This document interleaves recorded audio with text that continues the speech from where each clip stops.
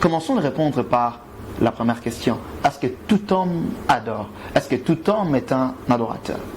Il est important de savoir que la louange et l'adoration ne sont pas des privilèges que Dieu n'a réservés qu'à une certaine catégorie de gens et en a privé d'autres. Non.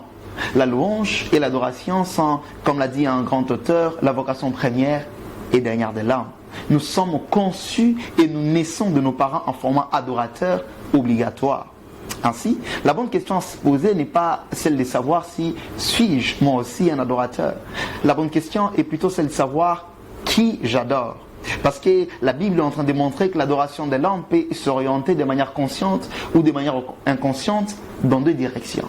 L'homme peut soit adorer le Créateur, l'homme peut aussi adorer la créature. L'apôtre Paul, dans Romains chapitre 1er, du verset 20 jusqu'au verset 25, est en train d'expliquer que les hommes sont inexcusables devant Dieu, non pas parce qu'ils ont refusé d'adorer, mais c'est parce qu'ils ont délibérément adoré la créature au lieu d'adorer les créateurs. Ils ont accepté volontiers d'adorer la créature au lieu d'adorer le Créateur. Nous sommes donc conçus en format adorateur obligatoire. Tout le monde est un adorateur.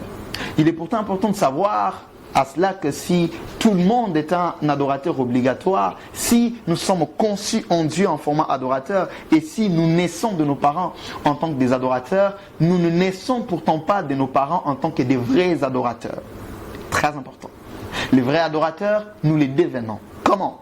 Nous les devenons par une rencontre personnelle avec Christ et Jésus, par la parole de Dieu et par le Saint-Esprit. Il est important de souligner cela. Les vrais adorateurs, nous les devenons. Voici comment nous aimons bien les dire. L'adorateur, on l'est né. Les vrais adorateurs, on les devient par une nouvelle naissance, par la rencontre personnelle avec Christ et Jésus.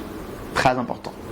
En parlant du vrai adorateur, dans Jean chapitre 4, à partir du verset 22 et suivant, Jésus, quand il parle de l'heure vient, il dit l'heure vient, elle est déjà venue, où les vrais adorateurs adoreront le Père en esprit et en vérité. Le terme vrai qu'il est en train d'utiliser en grec, alexinos en grec, c'est un terme qui parle de quelqu'un ou de quelque chose qui ne l'est pas des noms, mais qu'il est de nature. C'est-à-dire ça parle de quelque chose dont la nature correspond au nom. Le vrai adorateur, ce n'est pas celui qui s'appelle de nom, mais c'est celui qui l'est de nature.